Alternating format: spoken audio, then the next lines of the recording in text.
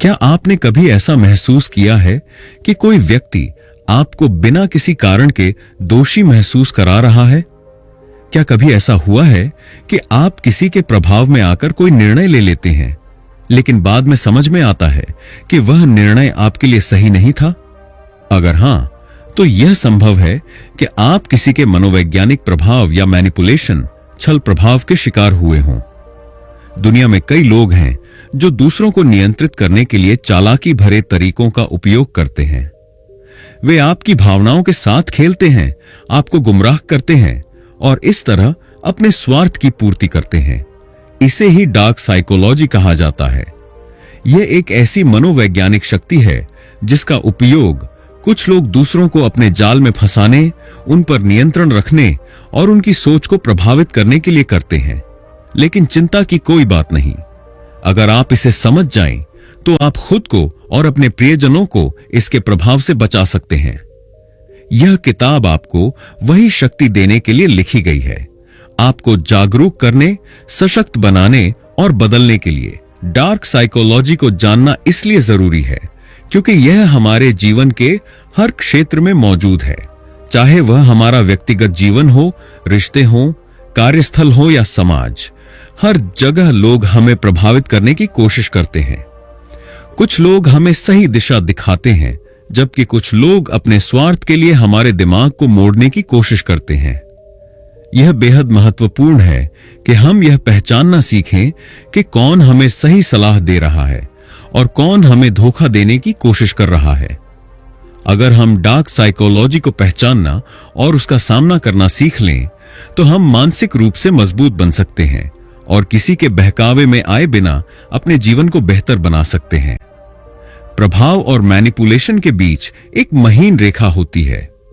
प्रभाव, इन्फ्लुएंस का मतलब होता है कि कोई व्यक्ति आपको प्रेरित कर रहा है, आपको सही दिशा दिखा रहा है, जिससे आप अपनी जिंदगी में अच्छा कर सकें। जैसे एक अच्छा शिक्षक आपको पढ़ाई के प्रति प्रेरित करता है, या एक दोस्त आपको किसी बुरी आदत को छोड़ने के लिए समझाता है। यह सकारात्मक प्रभाव होता है। लेकिन जब कोई व्यक्ति आपको धोखे से अपने स्वार्थ के लिए मजबूर करता है, आपको भ्रमित करता है और आपके खिलाफ आपकी ही भावनाओं का उपयोग करता है, तो इसे मैनिपुलेशन, छल प्रभाव कहते हैं। यह नकारात्मक होता है और इससे बचना जरूरी है। कई बार हमें यह समझ में ही नहीं आता कि कोई हमें नियंत्रित कर रहा है, और जब तक हमें इसका एहसास होता है, तब तक बहुत देर हो चुकी होती है। इसलिए इस किताब का उद्देश्य है कि आपको जागरूक बनाया जाए, आपकी मानसिक शक्ति को बढ़ाया जाए और आपको यह सिखाया जाए कि कैसे आप अपने जीवन पर खुद का नियंत्रण बनाए रखें। इस किताब को पढ़ने के बाद आप न केवल दूसरों की मानसिक चालों को पहचानना सीखेंगे, बल्कि आप अपनी सोच को भी इतना मजबूत बना पाएंगे कि कोई भी व्यक्ति आपको अपने अनुसार नियंत्रित नहीं कर सकेगा। आप जान पाएंगे कि कैसे खुद को मानसिक रूप से ताकतवर बनाया जाए, कैसे दूसरों की चालाकी भरी रणनीतियों से बचा जाए और कैसे आत्मविश्वास के साथ अपने जीवन के हर फैसले को लिया जाए। यह किताब आपकी ढाल भी बनेगी और आपकी तलवार भी, आपको बचाएगी भी और सशक्त भी बनाएगी। अब समय आ गया है कि आप खुद को कमजोर समझना बंद करें और अपने भीतर की शक्ति को पहचानें। आप अपने जीवन के मालिक खुद हैं और इस किताब की मदद से आप अपने दिमाग और भावनाओं पर पूरी तरह से नियंत्रण पा सकते हैं। किताब को आसानी से समझने के लिए हमने इस समरी को 8 चैप्टर्स में विभाजित किया है। तो चलिए शुरू करते हैं। Chapter 1, the fundamentals of dark psychology. हमारी जिंदगी में कई बार ऐसा होता है कि हमें यह महसूस भी नहीं होता कि कोई व्यक्ति हमें मानसिक रूप से प्रभावित कर रहा है। हम सोचते हैं कि हम अपने निर्णय खुद ले रहे हैं, लेकिन हकीकत में कोई और हमें अपने अनुसार सोचने, महसूस करने और व्यवहार करने के लिए मजबूर कर रहा होता है। यह प्रक्रिया इतनी सूक्ष्म होती है कि हमें समझ में ही नहीं आता कि हम एक जाल में फंस चुके हैं। इसे ही डार्क साइकोलॉजी कहा जाता है, एक ऐसी मनोवैज्ञानिक शक्ति जो लोगों को नियंत्रित करने, उनकी भावनाओं को मोड़ने और अपने स्वार्थ के लिए उन्हें प्रभावित करने का काम करती है। इसे समझना इसलिए जरूरी है ताकि हम अपनी सोच और भावनाओं पर नियंत्रण रख सकें और किसी के भी धोखे या छल कपट का शिकार न बने। डार्क साइकोलॉजी क्या है? डार्क साइकोलॉजी वह विज्ञान है जो यह बताता है कि कुछ लोग दूसरों के दिमाग और भावनाओं को अपने फायदे के लिए कैसे नियंत्रित करते हैं। इसमें कई तरह की रणनीतियां शामिल होती हैं, जैसे मैनिपुलेशन, साइकोलॉजिकल कंट्रोल, धोखा, डिसेप्शन और सम्मोहन, हिप्नोसिस। ये सभी तकनीकें उन लोगों द्वारा इस्तेमाल की जाती हैं जो दूसरों को अपने जाल में फंसाना चाहते हैं। इसका सबसे बड़ा हथियार है भावनाओं का खेल। जब कोई व्यक्ति आपके डर, दुख, प्रेम, गुस्से या आत्मसंदेह, सेल्फ डाउट का इस्तेमाल कर आपको प्रभावित करता है, तो वह डार्क साइकोलॉजी का प्रयोग कर रहा होता है। यह एक अदृश्य शक्ति की तरह होती है जो चुपचाप हमारे दिमाग पर हावी हो जाती है और हमें यह महसूस भी नहीं होने देती कि हम किसी और के इशारों पर नाच रहे हैं। कैसे मैनिपुलेशन हमारे दिल और दिमाग को नियंत्रित करता है? हम इंसान तर्क से ज्यादा भावनाओं, इमोशन से संचालित होते हैं। हमारी हर छोटी बड़ी प्रतिक्रिया हमारे दिल और दिमाग में मौजूद भावनाओं से तय होती है। एक चालाक व्यक्ति इसी का फायदा उठाकर हमारी भावनाओं को अपने पक्ष में इस्तेमाल कर सकता है। अगर कोई आपको डरा सकता है तो वह आपको नियंत्रित कर सकता है। डर दिखाकर लोग दूसरों से मनचाहा काम करवा सकते हैं। उदाहरण, कोई बॉस अपने कर्मचारी से कहे कि अगर वह ज्यादा मेहनत नहीं करेगा तो उसे नौकरी से निकाल दिया जाएगा। इससे कर्मचारी मानसिक रूप से दबाव में आ जाएगा। जब कोई आपको दोषी महसूस कराता है तो आप उसकी बातों को मानने लगते हैं, भले ही वह आपके लिए सही ना हो। उदाहरण, कोई दोस्त कहे कि अगर तुम सच में मेरी परवाह करते हो तो तुम मेरी यह बात मानोगे।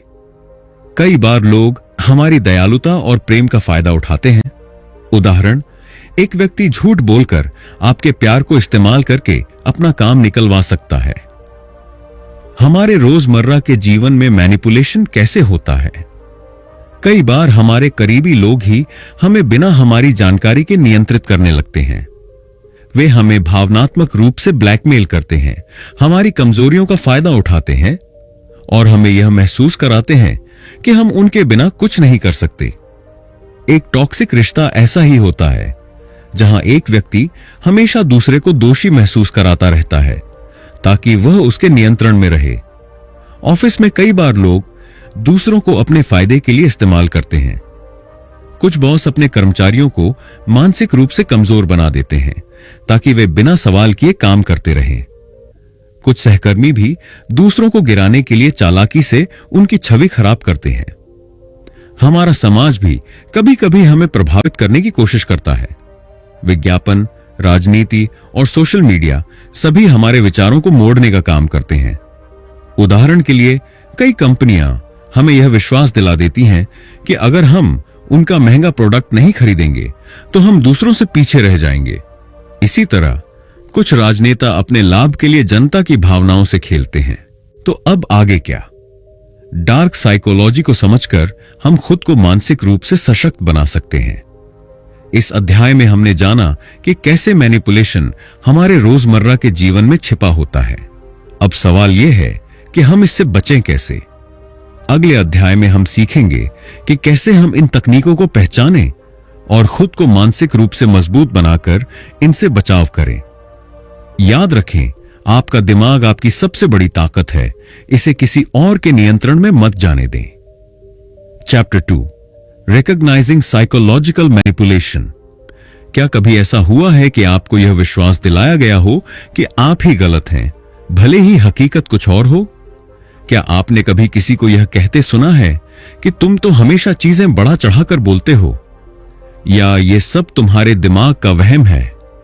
अगर हां, तो यह संभव है कि आप मनोवैज्ञानिक नियंत्रण, साइकोलॉजिकल मैनिपुलेशन के शिकार हुए हों। दुनिया में कई लोग हैं जो दूसरों को अपने नियंत्रण में रखने के लिए मानसिक चालें चलते हैं। वे धीरे धीरे आपके आत्मविश्वास को कम कर देते हैं, आपकी सोच को बदल देते हैं और यहां तक कि आपको अपने ही फैसलों पर शक करने के लिए मजबूर कर देते हैं।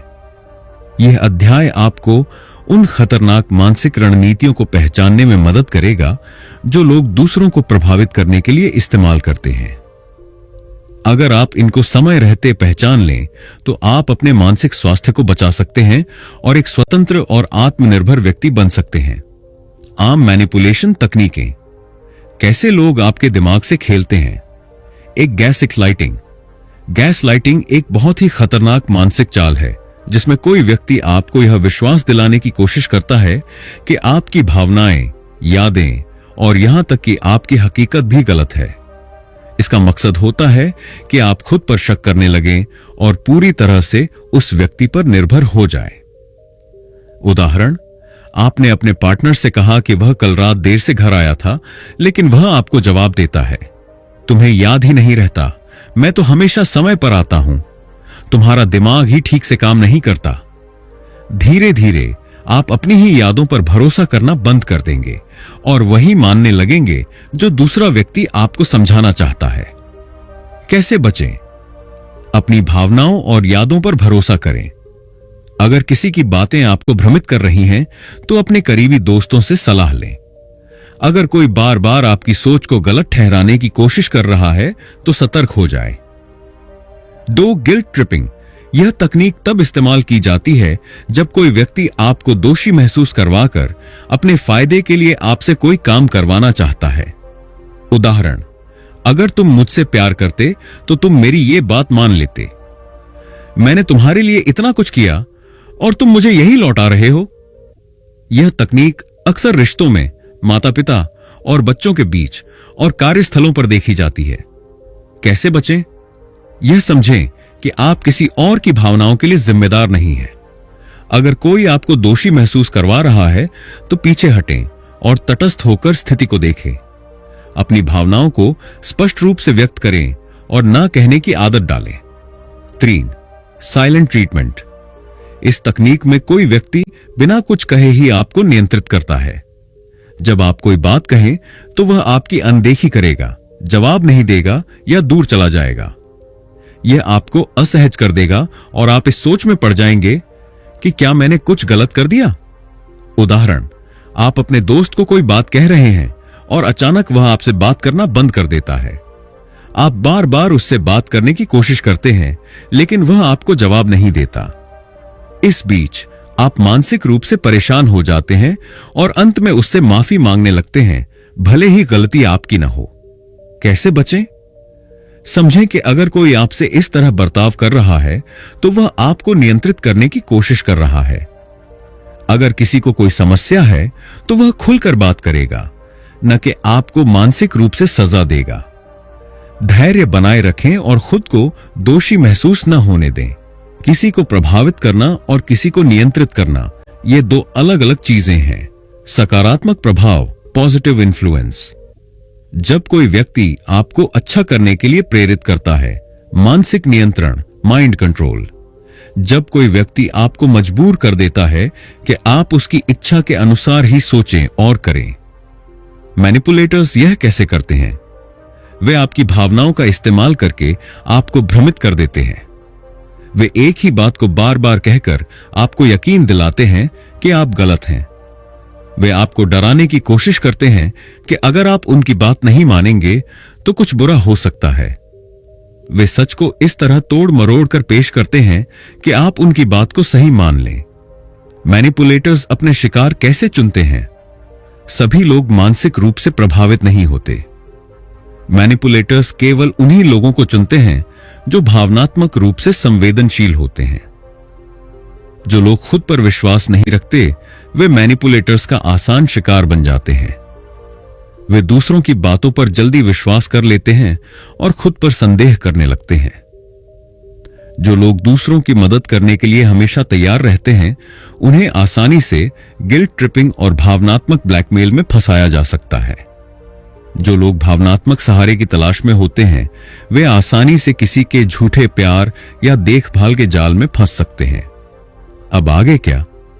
अब जब आपने मैनिपुलेशन की इन तकनीकों को समझ लिया है, तो अगला कदम है खुद को मजबूत बनाना और इनके खिलाफ लड़ने की शक्ति विकसित करना।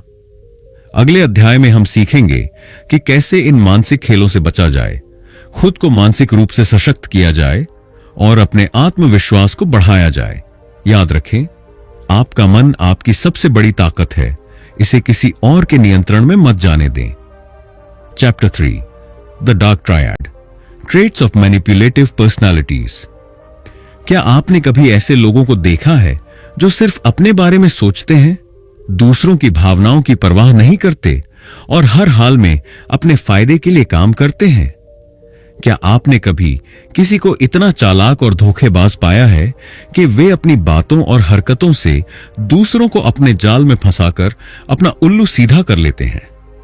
ऐसे लोग डार्क ट्रायड नामक व्यक्तित्व लक्षणों से प्रभावित होते हैं।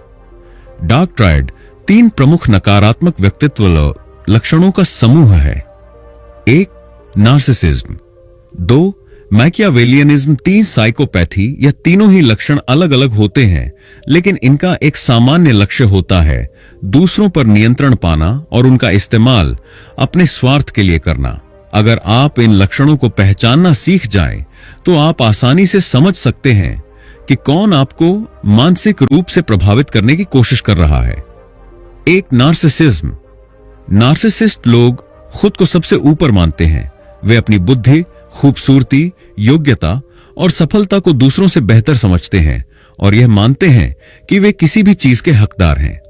उन्हें दूसरों की परवाह नहीं होती, लेकिन वे चाहते हैं कि हर कोई उनकी प्रशंसा करे। कैसे पहचाने? वे हमेशा अपनी तारीफ सुनना चाहते हैं। वे दूसरों की आलोचना करते हैं, लेकिन खुद पर कोई टिप्पणी सहन नहीं कर सकते। वे दूसरों को छोटा दिखाकर खुद को बड़ा साबित करने की कोशिश करते हैं। वे दिखावे पर बहुत ध्यान देते हैं और अपने व्यक्तित्व को परफेक्ट दिखाने की कोशिश करते हैं। वे किसी भी रिश्ते में भावनात्मक जुड़ाव नहीं रखते, बस अपने फायदे के लिए रहते हैं। कैसे बचें?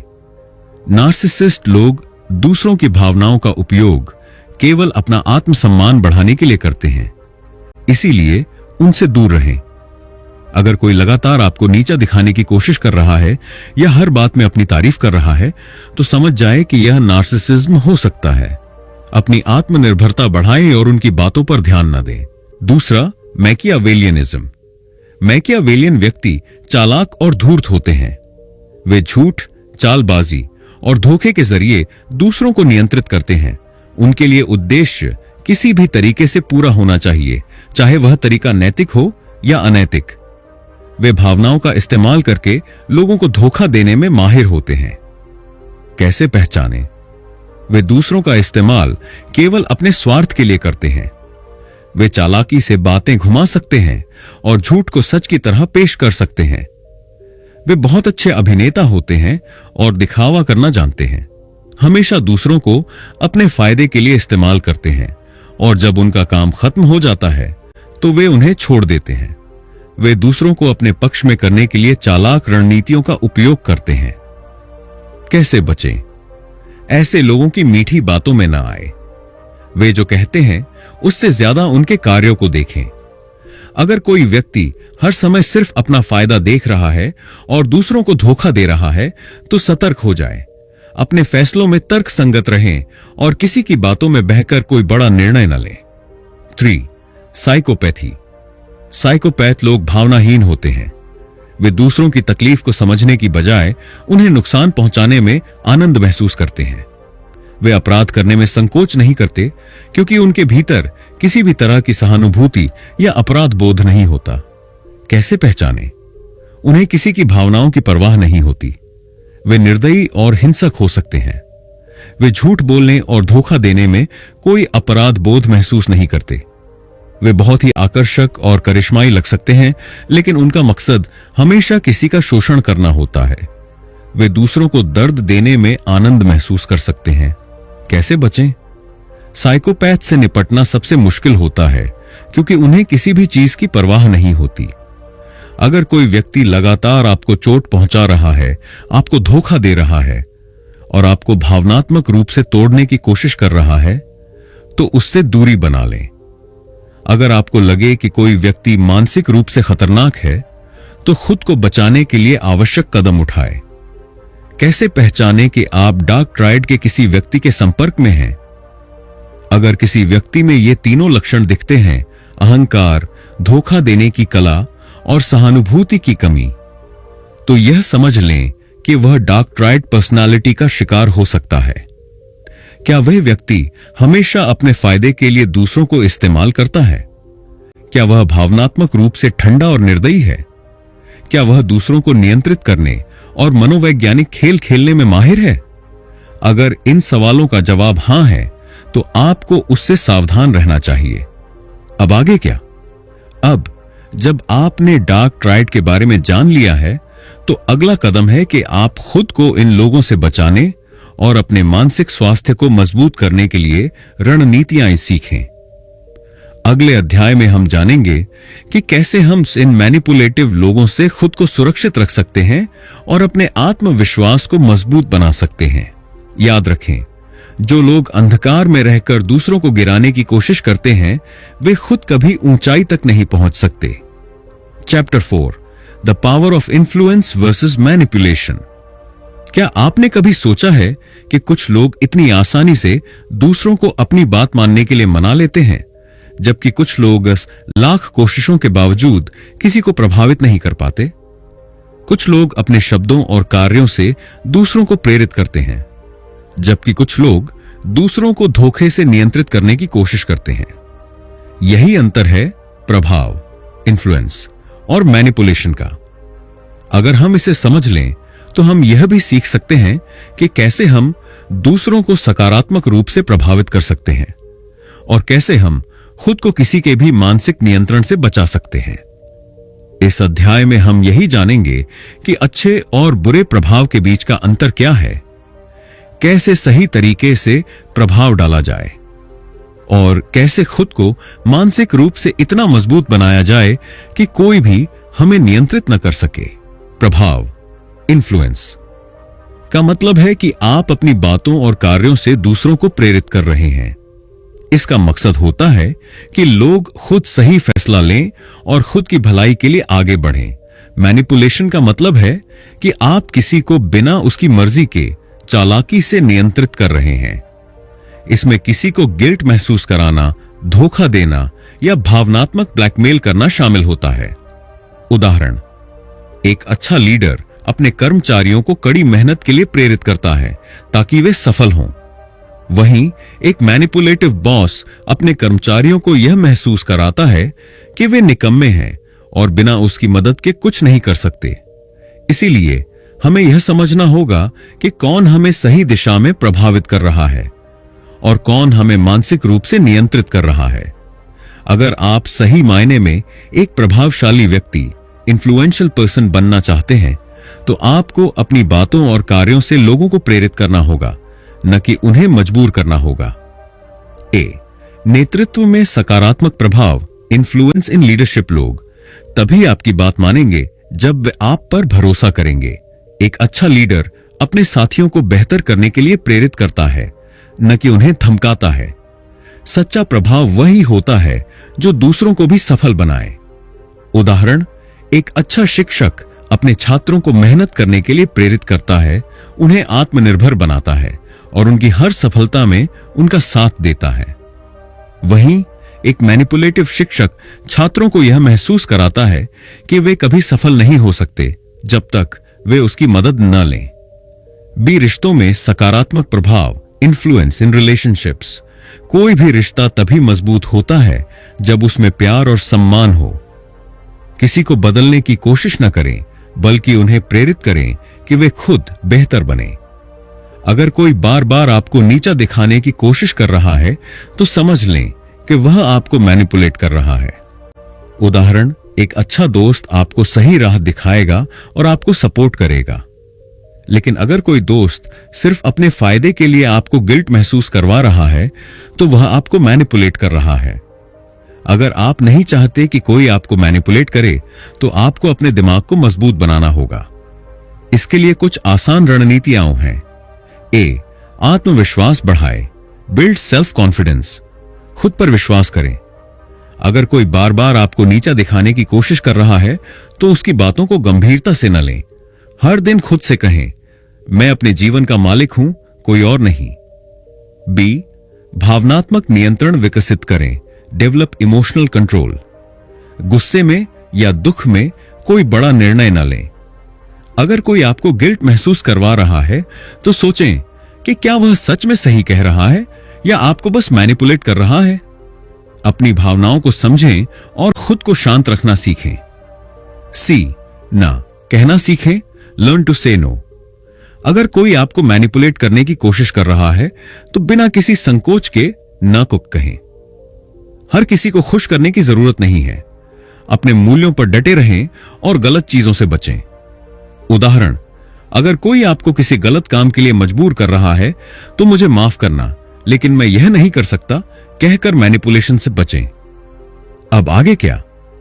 अब जब आप प्रभाव और मैनिपुलेशन के बीच का अंतर समझ चुके हैं तो अगला कदम यह है कि आप खुद को और अधिक मजबूत बनाएं। अगले अध्याय में हम सीखेंगे कि कैसे आत्मरक्षा के मानसिक हथियारों को विकसित किया जाए ताकि कोई भी हमें मैनिपुलेट न कर सके। याद रखें, सच्ची शक्ति दूसरों को नियंत्रित करने में नहीं बल्कि खुद को नियंत्रित करने में है। Chapter 5, breaking free from manipulation. क्या आपने कभी ऐसा महसूस किया है कि आप किसी के प्रभाव में इतना फंस गए हैं कि अब खुद के फैसले भी नहीं ले पा रहे? क्या आपको कभी ऐसा लगा है कि कोई आपको अपनी चालाकी से नियंत्रित कर रहा है, लेकिन आप समझ नहीं पा रहे कि इससे बाहर कैसे निकलें? अगर हां, तो यह अध्याय आपके लिए एक नई शुरुआत हो सकती है। मैनिपुलेशन से बाहर निकलने का पहला कदम है समझना कि आप कब और कैसे प्रभावित हो रहे हैं।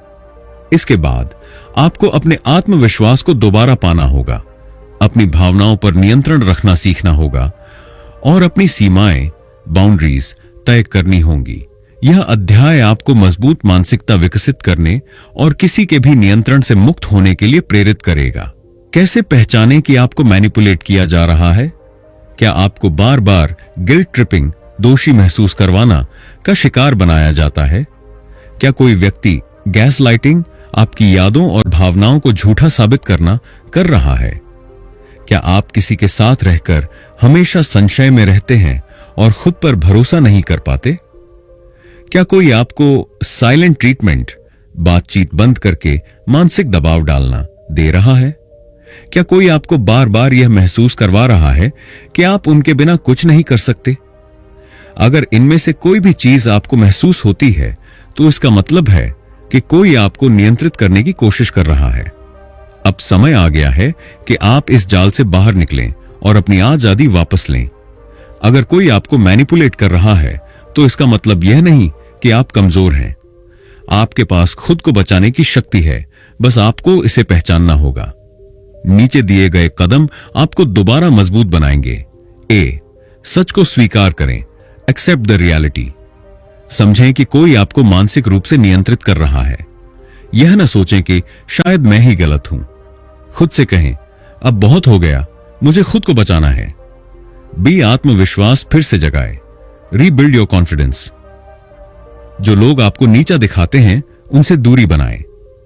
अपनी ताकतों और अच्छाइयों पर ध्यान दें। हर दिन खुद को याद दिलाएं, मैं मजबूत हूं, मैं खुद को नियंत्रित कर सकता हूं। उन लोगों के साथ रहें जो आपको सशक्त महसूस कराते हैं।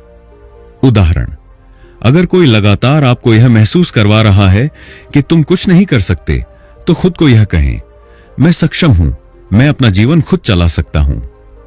मैनिपुलेटिव लोग आपकी भावनाओं का इस्तेमाल करके आपको कमजोर बनाते हैं। इसीलिए अगर आप अपनी भावनाओं को समझना और नियंत्रित करना सीख लें तो कोई भी आपको मैनिपुलेट नहीं कर पाएगा। ए, अपनी भावनाओं को पहचानें, रिकॉग्नाइज योर इमोशंस। क्या आप हमेशा अपराध बोध में रहते हैं? क्या कोई आपको बार बार भ्रमित करता है? क्या आप बार बार रिश्तों में धोखा खाते हैं? अगर हां, तो यह समय है कि आप अपनी भावनाओं को पहचानें और समझें कि कहां आपको खुद को मजबूत करना है। बी, भावनात्मक नियंत्रण विकसित करें, डेवलप इमोशनल कंट्रोल। गुस्से या दुख में कोई बड़ा निर्णय न लें। हर बार किसी की बातों पर तुरंत प्रतिक्रिया न दें। ठंडे दिमाग से सोचें, क्या यह व्यक्ति सच कह रहा है या मुझे मैनिपुलेट करने की कोशिश कर रहा है? उदाहरण, अगर कोई आपको कहता है, अगर तुम मुझसे प्यार करते तो तुम मेरी यह बात मान लेते, तो तुरंत जवाब देने के बजाय शांत रहें और तर्क से सोचें। मैनिपुलेटिव लोग केवल उन्हीं लोगों को नियंत्रित कर पाते हैं जिनकी कोई व्यक्तिगत सीमाएं नहीं होती। अगर आप स्पष्ट कर दें कि मेरी कुछ सीमाएं हैं और मैं किसी को उन्हें पार नहीं करने दूंगा, तो कोई भी आपको मैनिपुलेट नहीं कर पाएगा। ए, अपनी सीमाएं तय करें। Define your boundaries. किस चीज को आप स्वीकार कर सकते हैं और किसे नहीं, इसे साफ तौर पर तय करें। अगर कोई आपको बार बार नीचा दिखाने की कोशिश कर रहा है तो उससे दूरी बनाएं। यह न सोचें कि अगर मैं ना कहूंगा तो सामने वाला नाराज हो जाएगा। बी, ना कहना सीखें। लर्न टू से नो। अगर कोई आपसे कुछ ऐसा करने के लिए कह रहा है जो आपको सही नहीं लगता, तो साफ कहें नहीं। आपको हर किसी को खुश करने की जरूरत नहीं है। कोई आपको गिल्ट ट्रिपिंग करे तो आत्मविश्वास से कहें, मुझे माफ करना, लेकिन मैं यह नहीं कर सकता।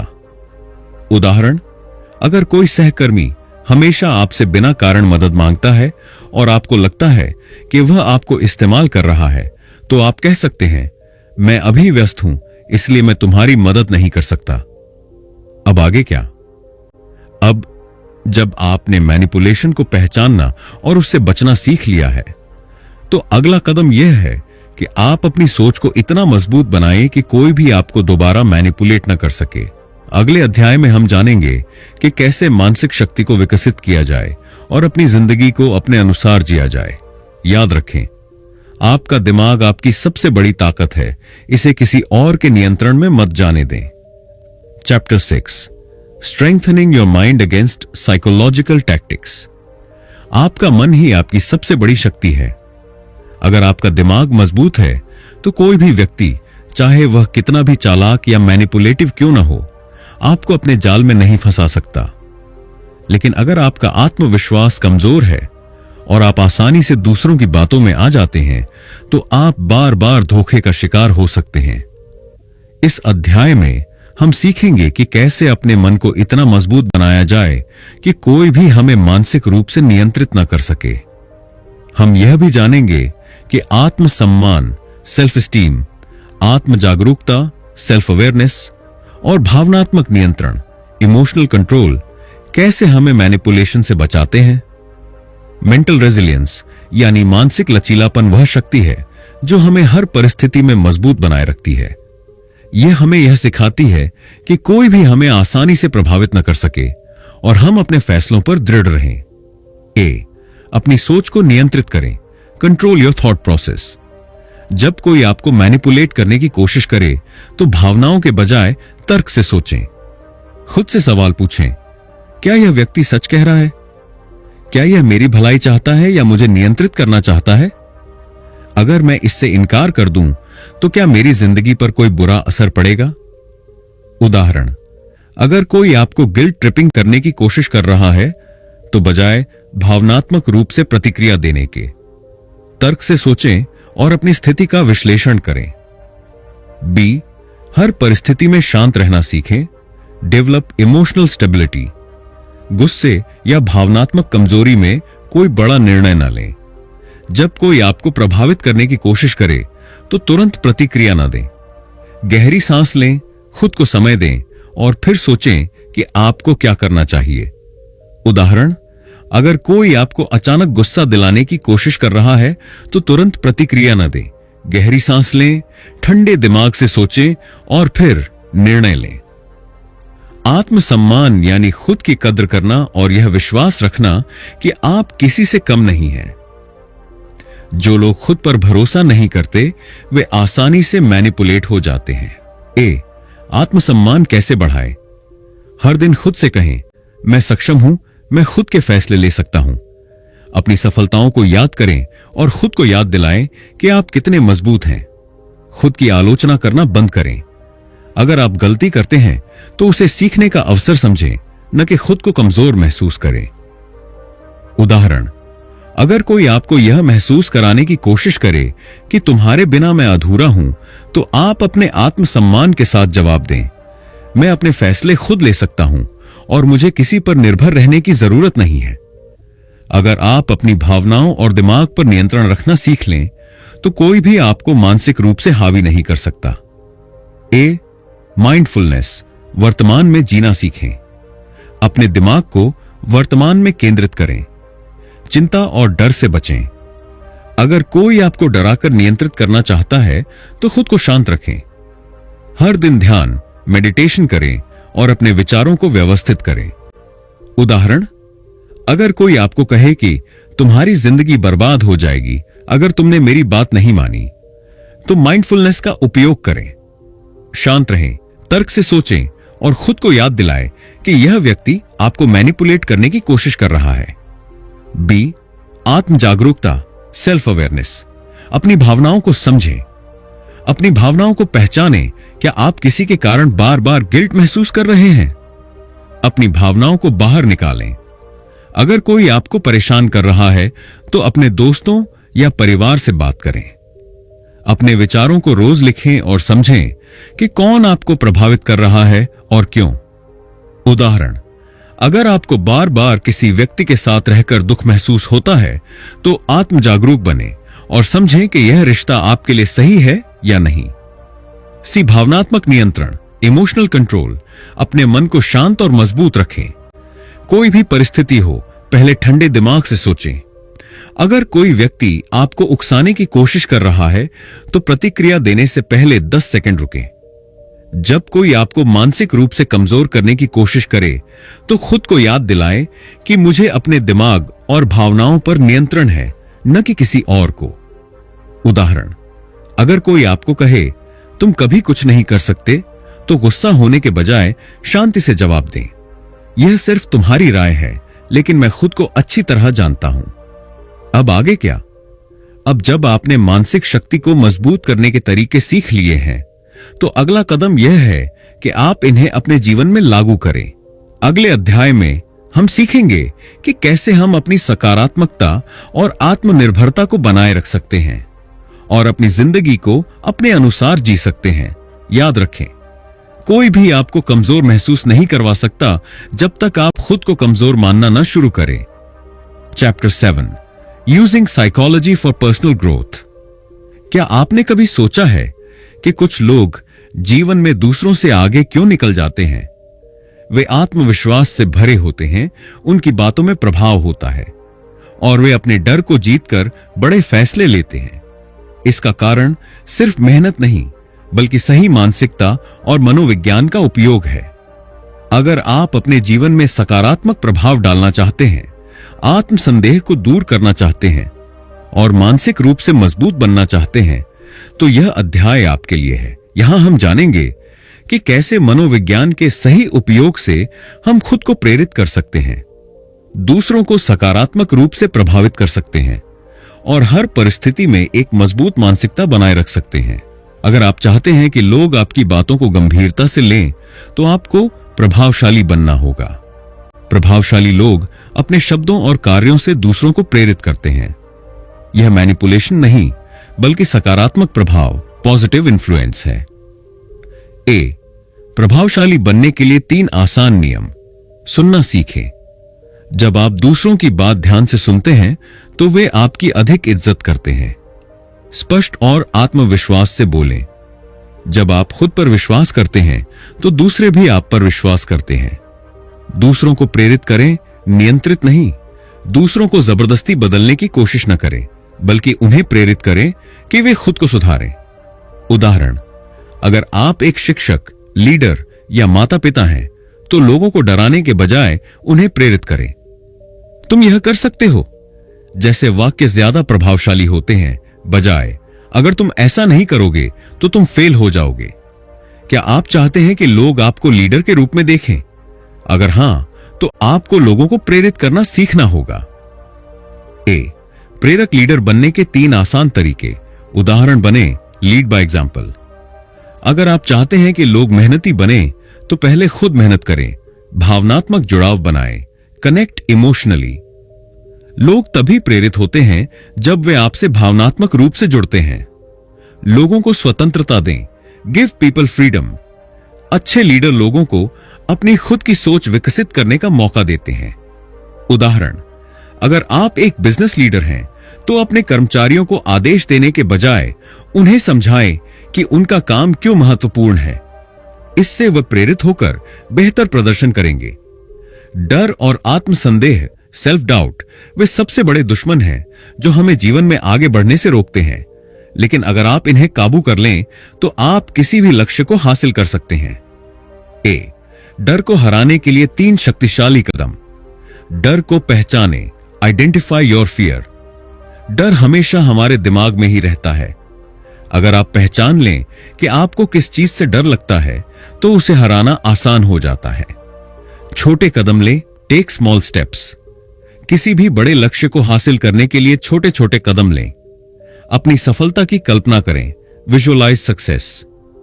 अगर आप अपनी सफलता की कल्पना करेंगे तो आपका दिमाग उसी दिशा में काम करने लगेगा। उदाहरण, अगर आपको स्टेज पर बोलने से डर लगता है तो सबसे पहले छोटे समूहों में बोलने की आदत डालें। धीरे धीरे आपका आत्मविश्वास बढ़ेगा। अब आगे क्या? अब जब आपने सीखा कि कैसे मनोविज्ञान का सही उपयोग किया जाए तो अगला कदम यह है कि आप इसे अपनी जिंदगी में लागू करें। याद रखें, आपकी मानसिकता ही आपकी सबसे बड़ी शक्ति है। इसे सही दिशा में उपयोग करें और आप वह सब कुछ हासिल कर सकते हैं जो आप चाहते हैं। Chapter 8, the path to self empowerment. क्या आपने कभी सोचा है कि कुछ लोग विपरीत परिस्थितियों में भी कैसे आगे बढ़ जाते हैं, जबकि कुछ लोग छोटी छोटी बाधाओं से ही हार मान लेते हैं? इसका कारण केवल उनकी क्षमताएं नहीं, बल्कि उनकी मानसिकता, माइंडसेट होती है। एक मजबूत मानसिकता वह कुंजी है जो आपको आत्मसशक्त बनाती है और आपकी सफलता के रास्ते खोलती है। अगर आप अपने जीवन में सफलता, आत्मविश्वास और सकारात्मकता को अपनाना चाहते हैं तो सबसे पहले अपनी सोच को बदलना होगा। यह अध्याय आपको सिखाएगा कि कैसे आप अपनी मानसिकता को सफलता के लिए पुनः प्रोग्राम करें, खुद को प्रेरित रखें और रोजमर्रा की जिंदगी में सकारात्मक मनोविज्ञान को अपनाएं। हर व्यक्ति की सफलता उसके दिमाग से शुरू होती है। अगर आप खुद को कमजोर या अयोग्य मानते हैं तो आप कभी आगे नहीं बढ़ पाएंगे। लेकिन अगर आप खुद को सक्षम और शक्तिशाली मानते हैं तो कोई भी चुनौती आपको रोक नहीं सकती। ए, जीतने वाली मानसिकता कैसे बनाएं? मैं नहीं कर सकता को मैं कर सकता हूं में बदलें। हर असफलता को एक सीख माने। हर दिन खुद को याद दिलाएं, मैं अपनी जिंदगी का मालिक हूं। उदाहरण, अगर आप किसी नए काम को लेकर असमंजस में हैं तो खुद से कहें, यह मुश्किल हो सकता है लेकिन मैं इसे सीख सकता हूं और सफल हो सकता हूं। जिंदगी में उतार चढ़ाव आते रहते हैं, लेकिन जो व्यक्ति हर स्थिति में खुद को प्रेरित रख सकता है वही आगे बढ़ता है। ए, खुद को प्रेरित रखने के 3 शक्तिशाली तरीके। अपनी उपलब्धियों को याद रखें। जब भी लगे कि आप असफल हो रहे हैं तो अपनी पिछली सफलताओं को याद करें। सकारात्मक लोगों के साथ रहें। जो लोग हमेशा नकारात्मकता फैलाते हैं उनसे दूर रहें। हर दिन छोटे लक्ष्य बनाकर पूरे करें। इससे आपको लगातार सफलता मिलती रहेगी और आपका आत्मविश्वास बढ़ता रहेगा। उदाहरण, अगर आप किसी काम में बार बार असफल हो रहे हैं तो यह न सोचें कि मुझे यह नहीं आता, बल्कि यह सोचें कि मैं इसमें सुधार कर सकता हूं और अगली बार बेहतर करूंगा। आपका जीवन वैसा ही बनेगा जैसी आपकी सोच होगी। अगर आप अपने दिमाग को सकारात्मक सोचने के लिए प्रशिक्षित कर लें तो जीवन में आने वाली हर समस्या को भी एक अवसर के रूप में देखेंगे। ए, सकारात्मक मनोविज्ञान अपनाने के 3 सरल तरीके। हर दिन खुद को प्रेरित करने वाले वाक्य कहें। एफर्मेशंस, मैं आत्मनिर्भर हूं, मैं सफलता के योग्य हूं, कोई भी परिस्थिति मेरी खुशियों को नियंत्रित नहीं कर सकती। रोज आभार व्यक्त करें। अपने जीवन की अच्छी चीजों पर ध्यान दें और उनके लिए आभार व्यक्त करें। ध्यान, मेडिटेशन और आत्म जागरूकता बढ़ाएं। दिन में कुछ समय खुद के साथ बिताएं और अपनी भावनाओं को समझें। उदाहरण, हर दिन सुबह उठकर अपने लिए कहें, आज का दिन मेरी जिंदगी का सबसे अच्छा दिन होगा। अब आगे क्या? अब जब आपने आत्म सशक्तिकरण के मार्ग को समझ लिया है तो अगला कदम यह है कि आप इसे अपनी जिंदगी में लागू करें। याद रखें, आपकी सबसे बड़ी शक्ति आपकी सोच है। इसे सकारात्मक बनाएं और आपका पूरा जीवन बदल जाएगा। तो दोस्तों, इस किताब का अंत हमें यह समझाने की कोशिश करता है कि हमें इन तकनीकों से सावधान रहना चाहिए और खुद को इनसे बचाने के लिए मानसिक रूप से मजबूत बनना चाहिए। अगर हमें पता हो कि कोई हमें मैनिपुलेट कर रहा है, तो हम उनके जाल में नहीं फंसेंगे। किसी भी चीज पर बिना सोचे समझे यकीन न करें। अगर कोई आपके डर, गुस्से या भावनाओं के साथ खेल रहा है, तो सतर्क रहें। हमेशा अपनी सीमाएं तय करें ताकि कोई आपको भावनात्मक रूप से ब्लैकमेल न कर सके। यह किताब हमें मनोवैज्ञानिक हेरफेर और इसके प्रभावों के बारे में जागरूक बनाती है। अगर हम इन तकनीकों को पहचानना सीख लें, तो हम खुद को बचा सकते हैं और मानसिक रूप से अधिक मजबूत बन सकते हैं। अगर आपको यह वीडियो पसंद आया हो तो इसे लाइक करें और अपने दोस्तों के साथ शेयर करें।